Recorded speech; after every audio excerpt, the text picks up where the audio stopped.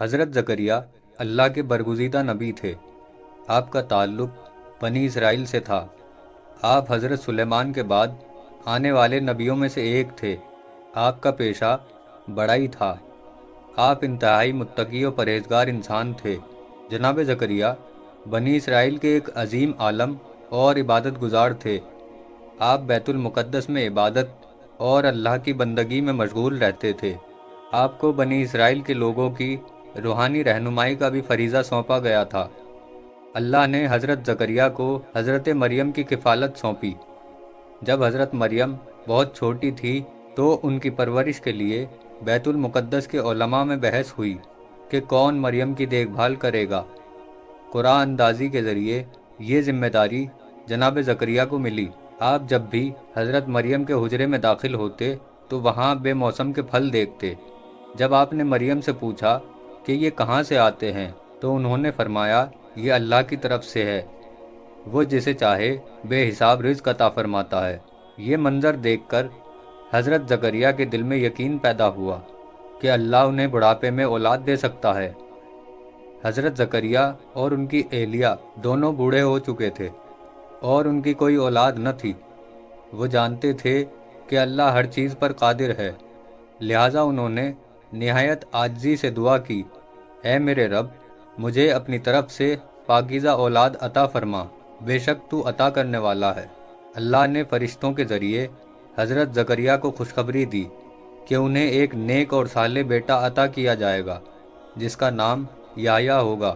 اللہ نے زکریا کو یحییٰ کی خوشخبری دی اور فرمایا کہ وہ ایک عظیم نبی ہوں گے، زاہد ہوں گے اور لوگوں کی ہدایت کا ذریعہ بنیں گے۔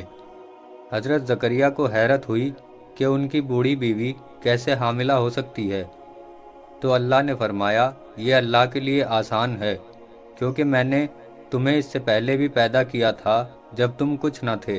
جب حضرت زکریا نے اللہ سے کوئی نشانی مانگی تو اللہ نے فرمایا تم 3 دن تک کسی سے بات نہ کر سکو گے مگر اشاروں سے۔ یہ نشانی ملی اور زکریا نے اللہ کا شکریہ ادا کیا اور خاموشی کے ساتھ عبادت جاری رکھی۔ چند ماہ بعد حضرت یحییٰ کی ولادت ہوئی۔ حضرت یحییٰ کو بچپن ہی میں حکمت اور بصیرت عطا کی گئی اور انہیں نبوت سے سرفراز کیا گیا۔ قرآن مجید میں اللہ نے فرمایا، اے یحییٰ، ہماری کتاب تورات کو مضبوطی سے تھامے رکھو، اور ہم نے انہیں بچپن ہی سے حکمت اور بصیرت و نبوت عطا فرما دی تھی۔ حضرت یحییٰ بے حد حلیم، نرم دل، پاک باز، عابد و متقی، شرم و حیا کے پیکر اور شیریں کلام تھے، اور بس ضرورت کے حساب سے غذا لیتے تھے اور نہایت سادہ زندگی بسر کرتے تھے۔